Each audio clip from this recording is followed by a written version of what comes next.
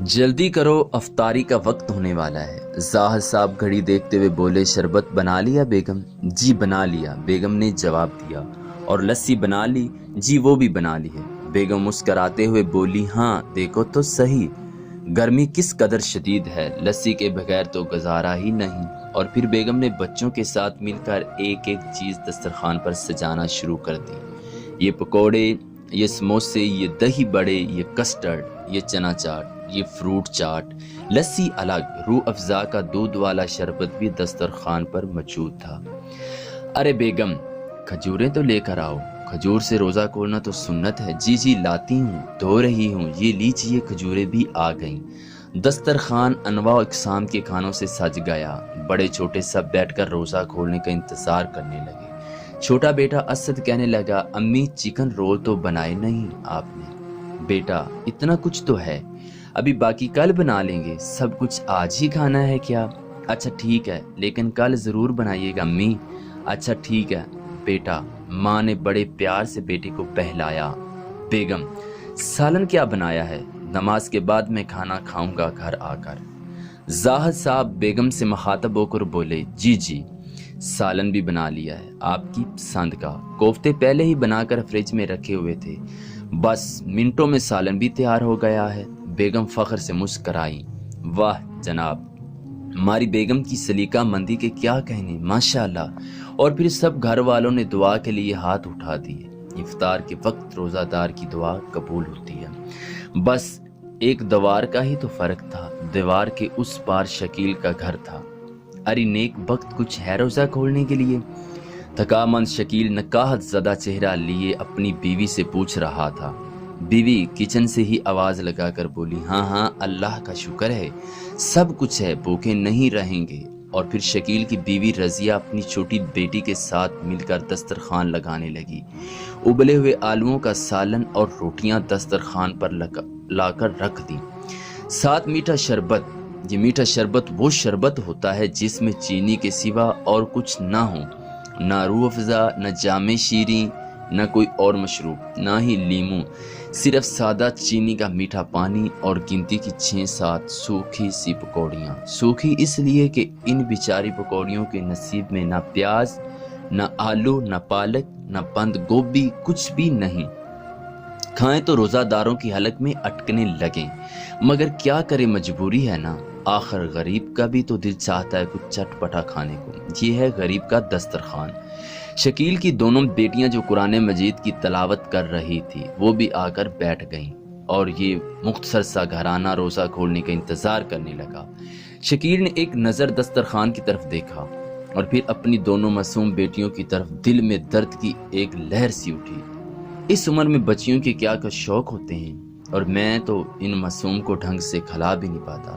افطار کا وقت قبولیت دعا کا وقت ہوتا ہے، اور وہ سب دسترخوان کے چاروں طرف بیٹھ کر دعائیں مانگنے لگے۔ شکیل کی آنکھوں میں آنسو آ گئے، رب کی بارگاہ میں فریاد کرنے لگا، اے میرے اللہ، میری معصوم بچیوں کے نصیب اچھے کر، آگے کہیں غربت کی چکی میں پھنسنے سے بچا لینا۔ میرے مولا انہیں نیک، شریف اور خوشحال رشتے عطا فرما۔ بچیاں بہت سمجھدار اور صبر والی تھی، مگر سب سے چھوٹا بیٹا احمد، وہ یہ سب برداشت نہیں کر پاتا تھا۔ ابھی میں اسد کے ساتھ اس کے گھر چلا گیا تھا۔ امی اس کے گھر میں دسترخوان روزانہ بھرا ہوتا ہے ہر طرح کی چیزوں سے۔ امی ہمارے گھر میں کیوں نہیں ہوتا یہ سب کچھ؟ احمد ماں کی طرف دے کر منہ بسورنے لگا، مجھ سے نہیں کھائے جاتے روز روز، کبھی آلو، کبھی ٹنڈے، کبھی دال۔ کتنی دفعہ سمجھایا ہے بیٹے، صبر کرو، اللہ سب ٹھیک کر دے گا۔ رضیہ اپنے بیٹے کو مخاطب کر کے بولی، صبر تو کرتا ہوں امی، مگر کبھی ہفتے میں ایک دفعہ تو اچھا کھلا دیا کریں، کبھی اس شربت میں روح افزا تو ڈال دیا کریں، کبھی تو گوشت یا مرغی کا سالن بنا لیا کریں۔ یہ ٹنڈے، توری اور ابلے آلو ہی ہمارے نصیب میں رہ گئے ہیں کیا؟ چھوٹا احمد نہ جانے کیوں آج ضبط کے بندھن چھوڑ بیٹھا تھا، ہچکیوں سے رو رہا تھا۔ ماں کا کلیجہ تڑپ اٹھا، بڑھ کے احمد کو سینے سے لگا لیا اور خود بھی سسک سسک کر رونے لگی۔ صبر کر میرے لال، صبر کر، اللہ نے صبر کرنے والوں کے لیے جنت بنائی ہے، وہاں سب کچھ ملے گا بیٹا، صبر کرو۔ اور احمد ماں کے سینے سے لگا، گھٹ گھٹ کے ہچکیاں بھرتا رہا۔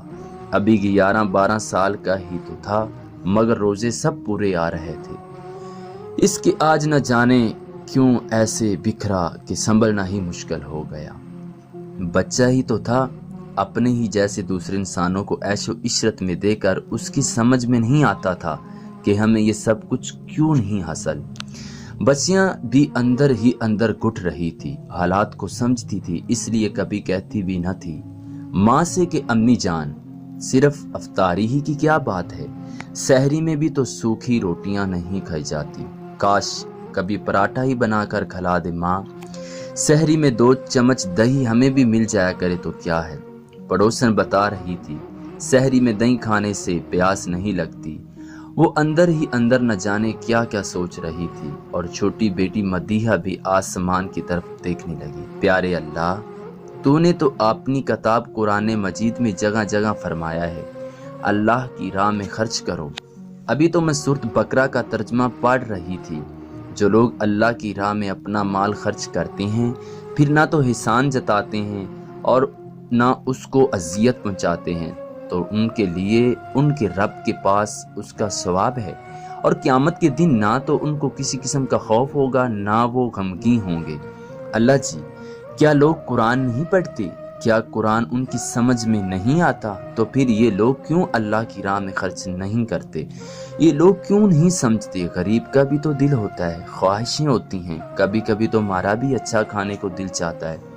میرے پیارے اللہ، میں تجھ سے گلہ نہیں کر رہی، تو ہمیں جس حال میں بھی رکھے ہم تجھ سے راضی ہیں، میں تو بس اپنے دل کی باتیں تجھ سے کر رہی ہوں۔ امی سے کہوں گی تو اور دکھی ہوں گی نا، اس لیے تجھ سے کہتی ہوں پیارے اللہ، کچھ اچھا کھانا کھانے کو بہت دل چاہ رہا ہے، بہت پیاس لگی ہے میرے اللہ، دودھ والا شربت پینے کو بہت جی چاہ رہا ہے۔ میرے پیارے اللہ، تو ہمیں اپنے فضل سے دنیا میں بھی کھلا اور آخرت میں بھی، ہمیں نعمتوں بھری زندگی عطا فرما اور ہمیں اپنا فرما بردار بنا لے۔ پیارے اللہ، اپنے خزانوں میں سے ہمیں بہت ساری کھانے کی اچھی اچھی چیزیں عطا فرما۔ مدیحہ اپنے ہی روح میں اللہ سے باتیں کیے جا رہی تھی۔ گھر کا ہر فرد اللہ کے ساتھ مناجات میں مصروف تھا۔ افطار سے پہلے کا آدھا گھنٹہ یوں ہی گزر گیا۔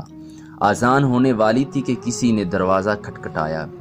شکیل نے دروازے پر جا کر دیکھا تو زاہد صاحب کھانے کی ایک بڑی سی ٹرے لیے کھڑے تھے، ساتھ میں ان کا بیٹا بھی شربت کا جگ لیے کھڑا تھا۔ شکیل حیران ہی رہ گیا۔